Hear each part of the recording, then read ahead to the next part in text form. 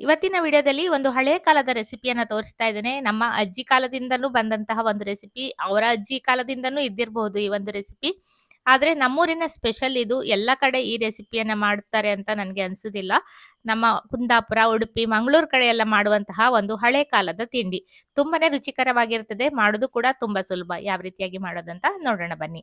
ನಮಸ್ಕಾರ, ನಾನು ಪವಿತ್ರ ಭಾಗವತ್. ಮಿಸೆಸ್ ಭಾಗವತ್ ಚಾನಲ್ಗೆ ನಿಮ್ಮೆಲ್ಲರಿಗೂ ಪ್ರೀತಿಯ ಸ್ವಾಗತ. ನಾನು ಈಗಾಗಲೇ 1.5 ಕಪ್ ಆಗುವಷ್ಟು ಅಕ್ಕಿಯನ್ನ ಚೆನ್ನಾಗಿ ತೊಳೆದು 3 ರಿಂದ 4 ಗಂಟೆ ಹೊತ್ತು ನೆನೆಸಿ ಇಟ್ಕೊಂಡಿದ್ದೇನೆ. ಅಥವಾ ಸ್ವಲ್ಪ 1-2 ಗಂಟೆ ಹೊತ್ತು ನೆನೆಸಿದ್ರು ಕೂಡ ಸಾಕು. ಇದು ತುಂಬಾ ನೆನಿಬೇಕು ಅಂತ ಏನೂ ಇಲ್ಲ. ನಾನು ಸ್ವಲ್ಪ ಬೇಗ ನೆನೆಸಿಟ್ಕೊಂಡಿದ್ದೆ ಅಷ್ಟೇ. ತೊಳೆದಿರುವ ಅಕ್ಕಿಯನ್ನ ಮಿಕ್ಸಿ ಜಾರಲ್ಲಿ ಹಾಕೊಳ್ತಾ ಇದ್ದೇನೆ. ಜಾಸ್ತಿ ನೀರನ್ನ ಹಾಕೊಳ್ತಾ ಇಲ್ಲ. ರುಬ್ಲಿಕ್ಕೆ ಬೇಕಾಗುವಷ್ಟು ಮಾತ್ರ ನೀರನ್ನ ಹಾಕೊಳ್ತಾ ಇದ್ದೇನೆ. ನಂತರ ಬೇಕಾಗುವಷ್ಟು ನೀರನ್ನ ಸೇರಿಸ್ಕೊಳ್ತೇನೆ. ಅರ್ಧ ಕಪ್ ಆಗುವಷ್ಟು ನೀರನ್ನ ನಾನಿಲ್ಲಿ ಬಳಸಿದ್ದೇನೆ. ರುಚಿಗೆ ಬೇಕಾಗುವಷ್ಟು ಉಪ್ಪನ್ನ ಹಾಕೊಳ್ತಾ ಇದ್ದೇನೆ. ನಂತರ ಅರ್ಧ ಕಪ್ ಆಗುವಷ್ಟು ಹಸಿ ಕಾಯಿ ತುರಿಯನ್ನ ಹಾಕೊಂಡಿದ್ದೇನೆ. ಇದನ್ನ ಸ್ವಲ್ಪ ತರಿಯಾಗಿ ರುಬ್ಕೊಂಡಿದ್ದೇನೆ. ಸಣ್ಣ ತರಿ ಉಳಿಬೇಕು. ಇಡ್ಲಿಗೆಲ್ಲ ಮಾಡಿದ ಹಾಗೆ ಸಣ್ಣ ರವೆ ಇದ್ರೆ ಈ ರೆಸಿಪಿ ಚೆನ್ನಾಗಾಗ್ತದೆ. ಈಗ ಇನ್ನೊಂದು ಮಿಕ್ಸಿ ಜಾರಲ್ಲಿ 1 ಕಪ್ ಆಗುವಷ್ಟು ಹಸಿ ಕಾಯಿ ತುರಿಯನ್ನ ಹಾಕೊಂಡು ಅಗತ್ಯ ಇರುವಷ್ಟು ನೀರನ್ನ ಹಾಕಿ ಇದನ್ನ ನುಣ್ಣಗೆ ರುಬ್ಕೊಂಡು ಕಾಯಿಯ ಹಾಲನ್ನ ತೆಕ್ಕೊಳ್ತಾ ಇದ್ದೇನೆ. ಇದು ಈಗ ಬೇಡ, ನಮಗೆ ಕೊನೆಯಲ್ಲಿ ಬೇಕಾಗುವಂಥದ್ದು ಇದು. ನಾವು ಮೊದಲಿಗೆ ರೆಡಿ ಮಾಡಿ ಇಟ್ಕೊಳ್ತಾ ಇದ್ದೇನೆ. ಆ ಕಾಯಿಯ ಹಾಲನ್ನ ತೆಗೆದ ನಂತರ ಅದರ ಜೊಕಟಿ ಏನಿರ್ತದೆ ಅದನ್ನ ರೆಸಿಪಿಗೆ ಬಳಸ್ತೇನೆ. ಹಾಗಾಗಿ ನಾನು ಕಾಯಿ ಹಾಲನ್ನ ಮೊದಲಿಗೆ ತೆಗೆದು ಇಟ್ಕೊಂಡಿದ್ದೇನೆ. ರುಬ್ಬಿರುವಂತಹ ಅಕ್ಕಿಯ ಹಿಟ್ಟನ್ನ ಒಂದು ದೊಡ್ಡ ಬಾಣಲೆಯಲ್ಲಿ ಹಾಕೊಂಡಿದ್ದೇನೆ. ನಂತರ ಇದಕ್ಕೆ ನೀರನ್ನ ಸೇರಿಸ್ಕೊಳ್ತಾ ಇದ್ದೇನೆ. ಮತ್ತೆ 2.5 ಕಪ್ ಆಗುವಷ್ಟು ನೀರನ್ನ ಹಾಕಿದ್ದೇನೆ. ಅಂದ್ರೆ 1 to ಡಬಲ್ ನೀರನ್ನ ನಾನಿಲ್ಲಿ ಬಳಸಿದ್ದೇನೆ. 1 ಕಪ್ಪಿಗಾದ್ರೆ 2 ಕಪ್ ವರೆಗೆ ನೀರನ್ನ ಹಾಕೊಳ್ಬೇಕಾಗ್ತದೆ. ಚೆನ್ನಾಗಿ ಕರಡಿಕೊಂಡು, ಗಂಟಿಲ್ಲದ ಹಾಗೆ ಕರಡಿಕೊಂಡು ನಂತರ ಉರಿಯನ್ನ ಹಾಕಿ ಕಾಸ್ತಾ ಹೋಗ್ಬೇಕು.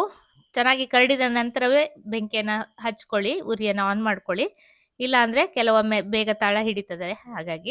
ಹಾಗೆ ನಾನು ಕಾಯಿ ಹಾಲು ಹಿಂಡಿ ಉಳಿದಂತಹ ಕಾಯಿಯ ಜೊಕಟಿ ಏನಿದೆ ಅದನ್ನ ಇದಕ್ಕೆ ಸೇರಿಸ್ಕೊಂಡಿದ್ದೇನೆ. ರುಚಿ ಕೂಡ ಚೆನ್ನಾಗಿ ಬರ್ತದೆ, ವೇಸ್ಟ್ ಕೂಡ ಆಗೋದಿಲ್ಲ ಅಂತ.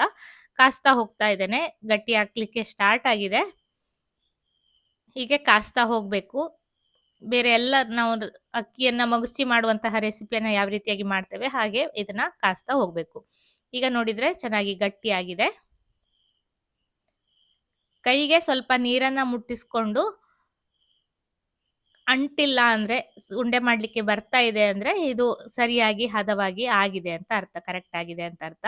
ಹಾಗೆ ಹಿಟ್ಟಿನ ಅಂಶ ಹಸಿ ಜಾಸ್ತಿ ಉಳಿಯೋದು ಬೇಡ. ಚೆನ್ನಾಗಿ ಎಲ್ಲ ಕಡೆ ಬೆಂದ ನಂತರ ಉರಿಯನ್ನ ಆಫ್ ಮಾಡಿಕೊಂಡು ಒಂದು ಬಾಳೆ ಎಲೆ ಮೇಲೆ ಇದನ್ನ ಹರಡ್ಕೊಳ್ತೇನೆ. ಬಾಳೆ ಎಲೆ ಮೇಲೆ ಸ್ವಲ್ಪ ಹೊತ್ತು ತಣ್ಣಗಾಗ್ಲಿಕ್ಕೆ ಬಿಟ್ಟಿದ್ದೆ. ನಂತರ ಕೈಗೆ ನೀರನ್ನ ಮುಟ್ಟಿಸ್ಕೊಂಡು ಇದನ್ನ ಉಂಡೆಯನ್ನ ಮಾಡ್ಕೊಳ್ತೇನೆ. ತುಂಬಾ ತಣ್ಣಗಾಗುದು ಬೇಡ, ಕೈಯಲ್ಲಿ ಮುಟ್ಲಿಕ್ಕೆ ಆಗ್ತದೆ ಅನ್ನುವಾಗ ತಿಕ್ಕಿ ಉಂಡೆಯನ್ನ ಮಾಡ್ಕೊಳ್ಬೇಕು. ಇದನ್ನ ಸಣ್ಣ ಸಣ್ಣ ಗೋಲಿಯ ಹಾಗೆ ಕೂಡ ಮಾಡ್ಕೊಳ್ತಾರೆ. ನಾನು ಸ್ವಲ್ಪ ದೊಡ್ಡ ಸೈಜಿನಲ್ಲಿ ಮಾಡ್ತಾ ಇದ್ದೇನೆ.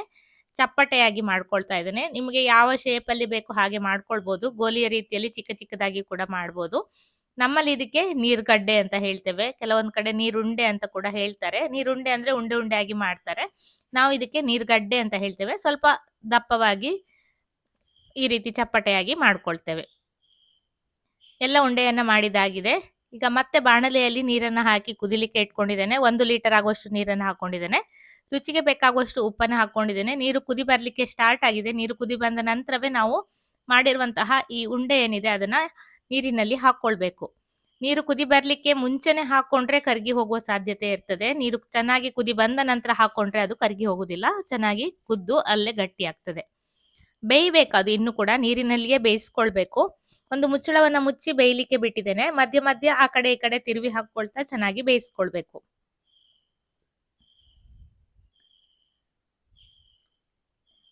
ಒಮ್ಮೆ ಮುಗಿಸ್ಕೊಂಡಿದ್ದೇನೆ. ಮತ್ತೆ ಒಂದ್ಸಲ ಚೆಕ್ ಮಾಡ್ತಾ ಇದ್ದೇನೆ. ಒಂದು 10 ರಿಂದ 12 ನಿಮಿಷ ಇದನ್ನ ಈ ರೀತಿ ನೀರಿನಲ್ಲಿ ಬೇಯಿಸ್ಕೊಳ್ಬೇಕು. ಈ ರೀತಿ ನೀರಿನಲ್ಲಿ ಬೇಯಿಸಿ ಮಾಡಿರೋದ್ರಿಂದ ಇದಕ್ಕೆ ನೀರುಂಡೆ ಅಥವಾ ನೀರುಗಡ್ಡೆ ಅಂತ ಹೆಸರು. ಹಾಗೆ ನಮ್ಮಲ್ಲಿ ಇದಕ್ಕೆ ತಮಾಷೆಯಾಗಿ ಜಲಸುಂದರಿ ಅಂತ ಕೂಡ ಕರಿತೇವೆ. ನೋಡ್ಲಿಕ್ಕೂ ಕೂಡ ತುಂಬಾ ಸುಂದರವಾಗಿ ಬೆಳ್ಳಗೆ ಇರ್ತದಲ್ಲ, ಹಾಗಾಗಿ ಜಲಸುಂದರಿ ಅಂತ ಇದಕ್ಕೆ ಹೆಸರು. ಚೆನ್ನಾಗಿ ಬೆಂದಿದೆ ಇದೀಗ.